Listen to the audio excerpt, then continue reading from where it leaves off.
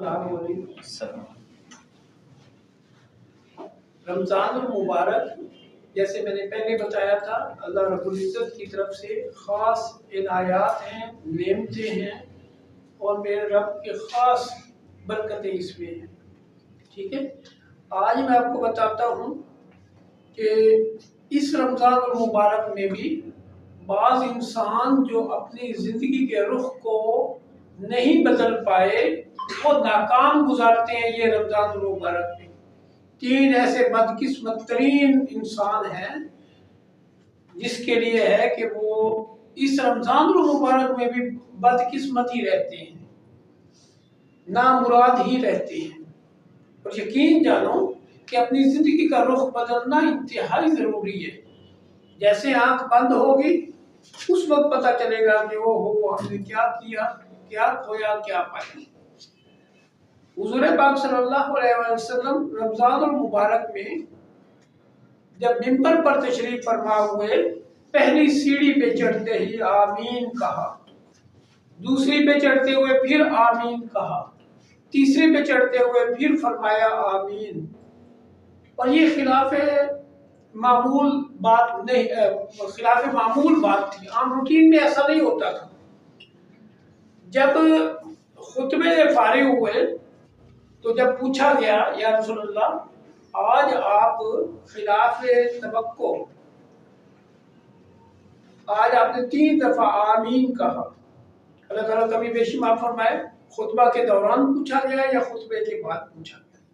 بہرحال حضور پاک صلی اللہ علیہ وسلم نے جواب دیا کہ حضرت جبرائیل علیہ السلام آئے تھے اللہ کا حکم لے کے۔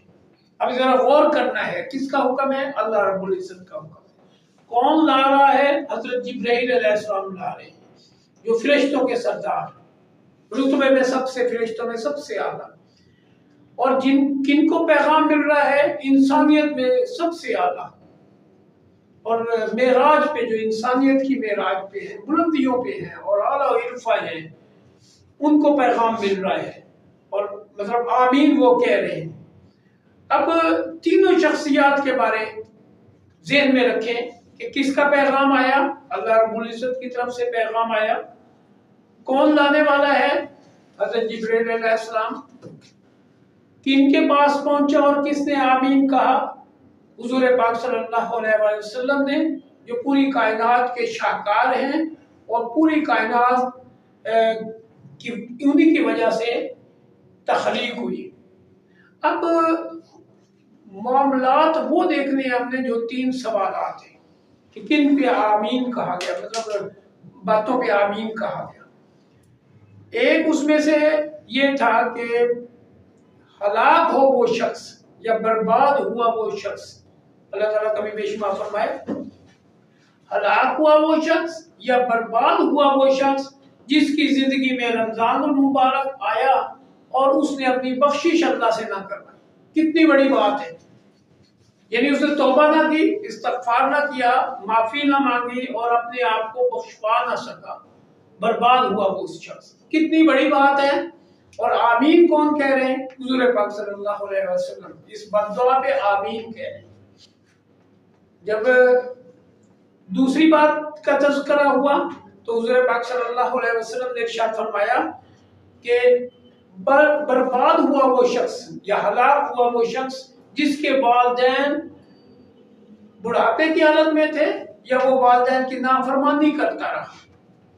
برباد ہوا وہ شخص جو والدین کی نافرمانی کرتا رہا اور اس کی بخشش نہیں ہوگی یا وہ برباد ہو گیا جو والدین کا نافرمان ہے۔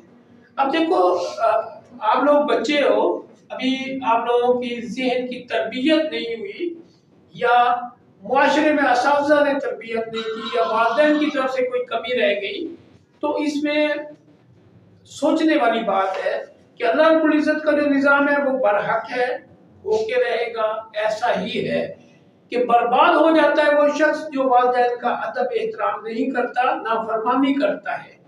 اس میں نافرمانی یہ نہیں ہے کہ آگے گھر سے نکال دینا والدین کو، نافرمانی چھوٹی سے چھوٹی بات پر بھی ہے، جیسے قرآن مجید میں آتا ہے نا، اس کا مفہوم ہے کہ اف تک نہ کہو، والدین کے سامنے اف تک نہ کہو، آج کل بچوں کو کوئی بات کرے تو ایک دم منہ بنا کے ایسے ایسے کر دیتے ہیں، ای کر دیتے ہیں، وہ کر دیتے ہیں، ایسے ہر کسی کا بات نکال، وہ ہے اف تک نہ کہنا، اف کہنا بھی نافرمانی ہے۔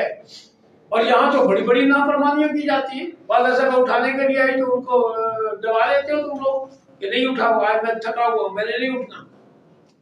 پھر اگر وہ کسی کوئی کام کہہ دیتی ہے تو فٹ جواب آتا ہے میں نے آج کام نہیں کرنا، میں یہ نہیں کروں گا، میں وہ نہیں کروں گا، میں یہ نہیں کھاؤں گا، میں نے یہ نہیں کرنا۔ تو نافرمانیاں یہ چھوٹی چھوٹی چھوٹی چھوٹی یقین جانو نافرمانیاں یہی ہیں، اسی پہ پکڑ ہے اللہ کی طرف سے۔ اس لیے تو آپ لوگوں کا ذہن پراپر چلتا نہیں ہے۔ سبق یاد کرنے بیٹھے تو جو 5 منٹ کے یاد کرنے والی سبق تھا، یہ سوال تھا، وہ آدھے آدھے گھنٹے لگے رہتے ہو، سوال یاد نہیں ہوتا۔ اگر یہ ہو بھی جائے تو جب پیپر میں لکھنے لگتے ہو یا ٹیسٹ میں لکھنے لگتے ہو یا ویسے چیک کروانے کے لیے لکھنے لگتے ہو، بھول جاتا ہے۔ اس کے اوپر کیا ہے؟ یہی تو پکڑ ہے اللہ کی طرف سے، یہ والدین کی نافرمانی پہ ہے۔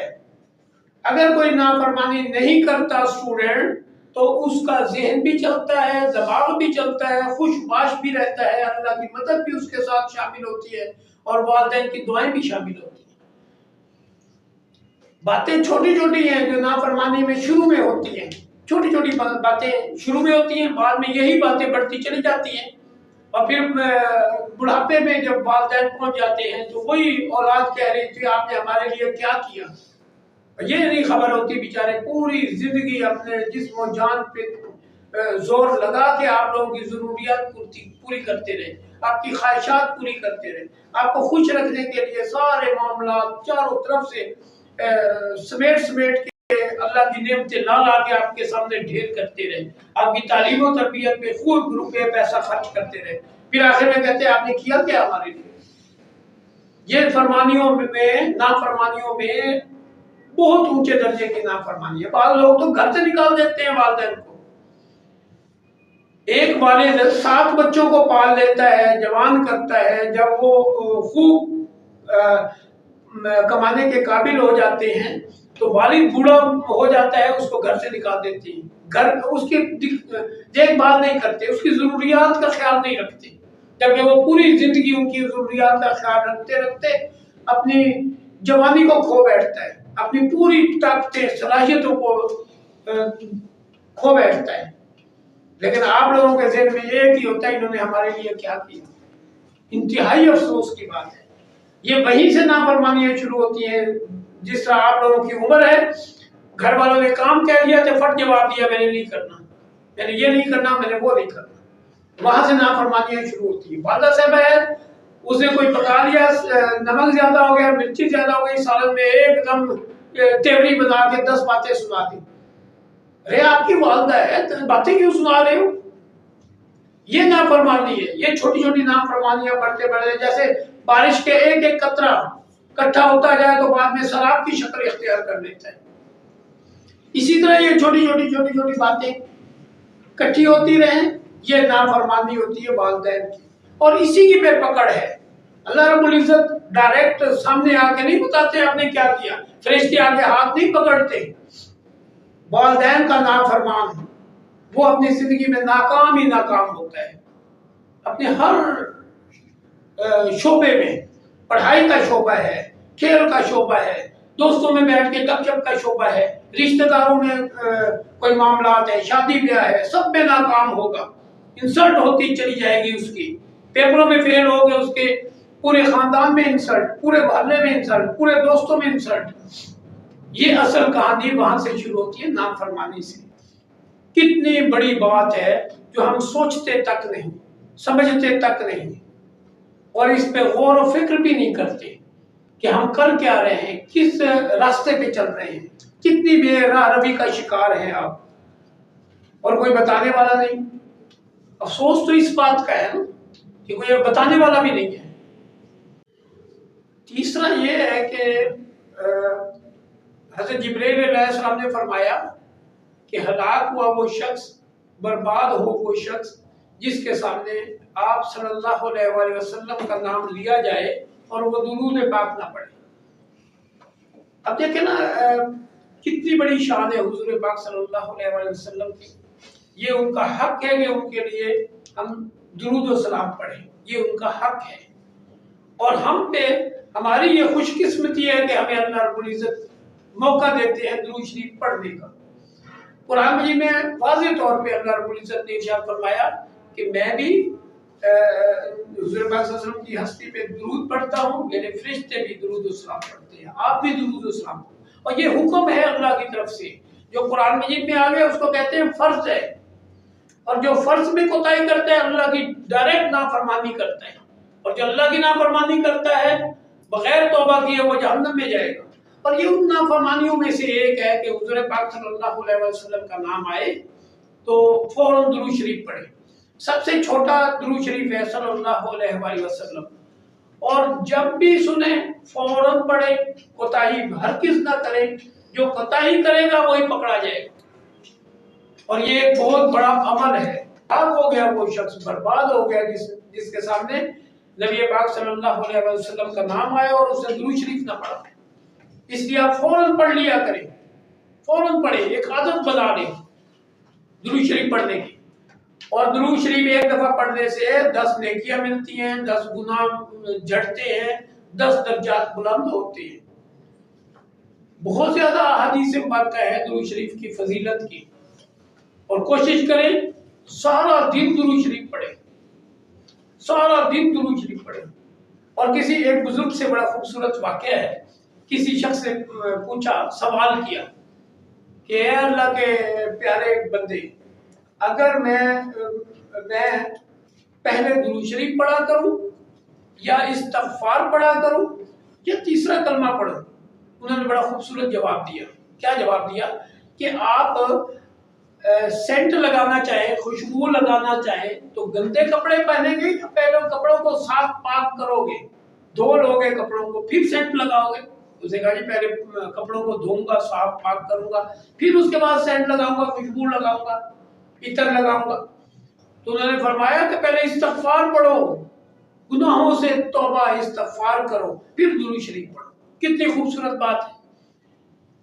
ایک بزرگ تقریر کر رہے تھے، میں بھی وہاں موجود تھا، کہ کچھ اشعار پڑھے انہوں نے، 2 اشعار فارسی میں، 2 اشعار پڑھے اور ساتھ ہی رونے لگ گئے، روتے رہے، چند لمحات انہوں نے رونے میں گزارے۔ بعد میں اب ہمیں تو سمجھ نہیں آئی تو ہم کیا روتے یا کوئی اور کیا روتا۔ پھر کیا ہوا، انہوں نے خود ہی جواب دیا کہ دیکھو آپ لوگوں کو تو پتہ نہیں چلا ہوگا میں نے فارسی میں کیا کہا، میں آپ کو بتاتا ہوں۔ فارسی کا شعر دوبارہ پڑھا، اس کی تشریح کی، اس کا ترجمہ کیا کہ اگر میں چاہوں کہ حضور پاک صلی اللہ علیہ وسلم کا نام لوں تو میں پہلے اپنے منہ کو 1000 دفعہ عرق غلاب سے دھوؤں، کلی کروں 1000 دفعہ، پھر اگر نام لوں تو سمجھوں گا میں نے پھر بھی بے ادبی کی ہے، میں نے پھر بھی بے ادبی کی ہے۔ اس اشعار کا مطلب یہ ہے، سمجھ آئیے؟ جب بھی درود شریف پڑھنا ہے کوشش کریں باوضو ہو کے، خوب اللہ کی یاد میں بیٹھ کے، اور حضور پاک صلی اللہ علیہ وسلم پر درود و سلام پڑھیں، جس کا بڑا اجر و ثواب ہے، اور امید ہے کہ آپ انشاءاللہ اس پر عمل کریں۔